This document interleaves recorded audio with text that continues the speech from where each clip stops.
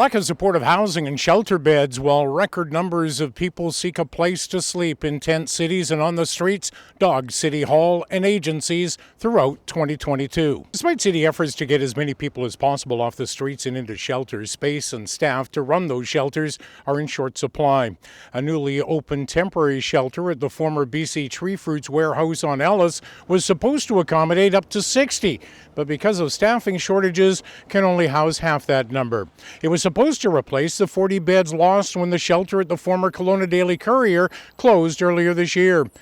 City Hall has been seeking solutions, but then Mayor Colin Bazaran said the city was hamstrung by a shortage of people available to staff both shelters and supportive housing initiatives. Adding to that frustration, a well-publicized letter from operators to municipalities, Interior Health, and BC Housing demanding permanent housing solutions, saying the cycle of cold weather shelters and summer tent areas is not working. Kelowna Council has approved several supportive housing projects, but the demand is greater than the supply. And while some who can't be put up in traditional housing due to complex health and addiction issues will get help through a provincially funded 20-bed complex care facility, it's not enough. The city is looking at some out-of-the-box solutions, such as a permanent shelter, which new Mayor Tom Dias says he is open to.